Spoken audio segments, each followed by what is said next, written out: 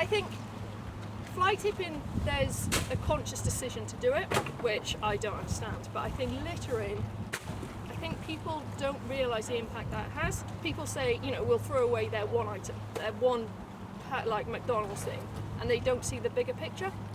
So I think they're just as bad as each other, really. You know, you can literally find a whole living room full of stuff.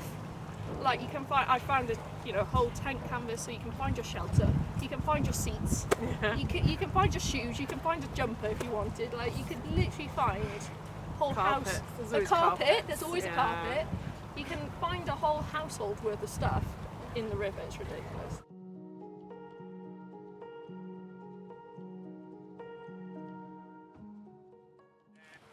And this is probably as bad as we've seen it nowadays. But there's so much wood in the water.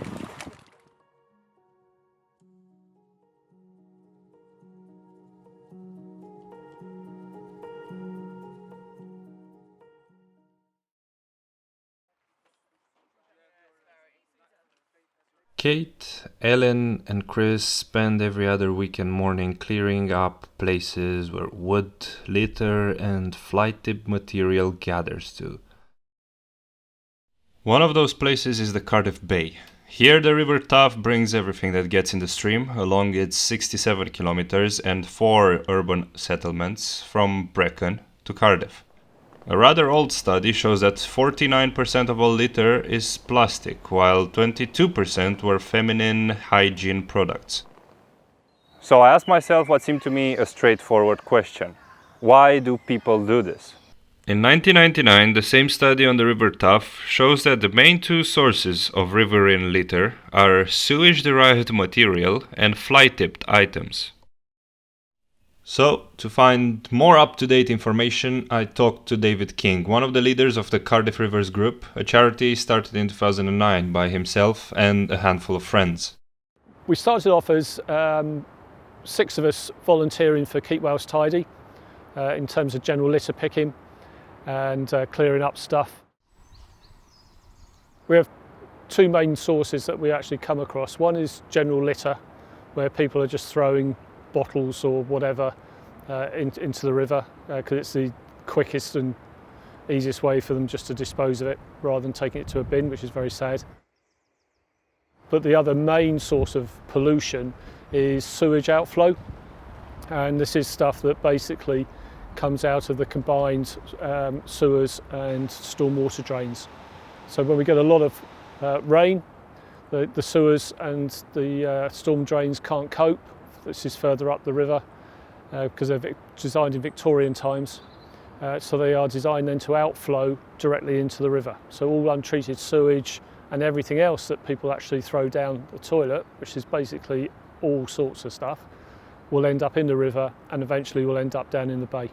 People are just flushing the wet wipes and they don't belong there. You can't walk through a river at the moment without seeing wet wipes, unfortunately, especially after heavy rain and if there's an overflow from a pipe.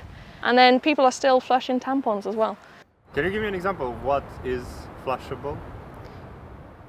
In terms of what you can put down there, basic toilet paper. Okay. That's it. So as they say, the three P's: pee, poo, paper. Okay, that's it. At the moment, it seems like Welsh Water does not have sewage upgrades for Cardiff on their priority list. Welsh Water collaborates with the Cardiff Council and the Welsh Government for those projects. They have invested in several upgrades to the system over the years, such as the Cardiff Bay Barrage, built in the 1990s in order to create a healthier environment. Councillor Michael, responsible for the environment, told me that, at the moment, Welsh Water funds water upgrades with their own money. Tur Cymru planned wastewater upgrades in Barry and Mid Wales recently. So I contacted them on all available platforms to ask if they plan to do so in Cardiff. But unfortunately, they didn't reply. The councillor said that all one has to do is walk the banks of the Taff Trail, and that is exactly what I did to see how big of a problem we're talking. The more you go along the Taff, you can easily spot the effects of floods. Plenty of plastic wrapped around the trees and on the banks of the river. But the more you follow it upstream towards the outskirts of Cardiff, you find this: tires, shopping trolleys, and bikes of all sorts. It didn't seem like a sewage problem anymore. It looked bigger, like fly tipping. But just to make sure, I decided to go on the government's website and check on what can be considered fly tipped. Here I came across this. Fly tipping is illegal dumping of liquid or solid waste on land or in water. The waste is usually dumped to avoid disposal costs.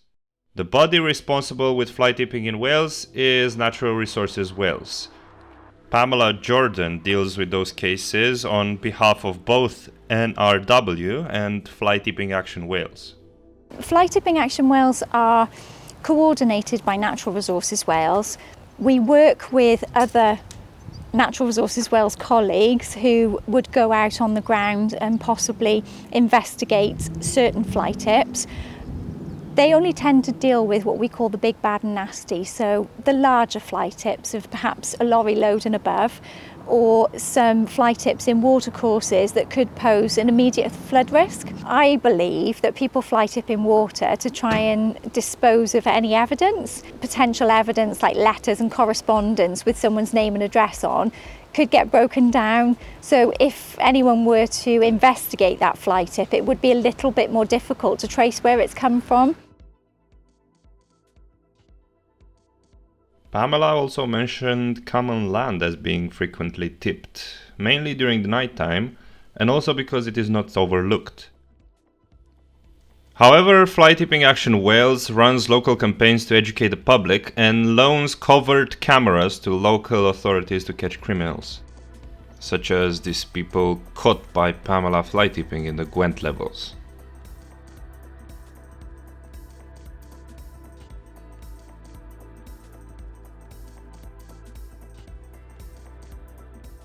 The potential penalties are high, but the amount of offenders caught and punished is sadly quite low.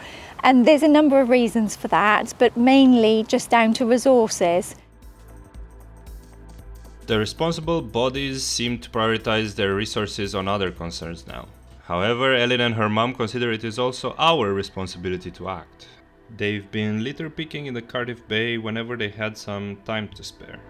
We've been working on this area for a while, and over the 3-4 years we've seen massive improvements here, and that's the philosophy I work by, is the broken window effect. So if we clean it once, then hopefully it'll be slightly cleaner, and then we get to the stage like it is today when we're only finding little things. We can't just wait on people to tell us, on the higher ups or the government or whatever, to say no, don't do that.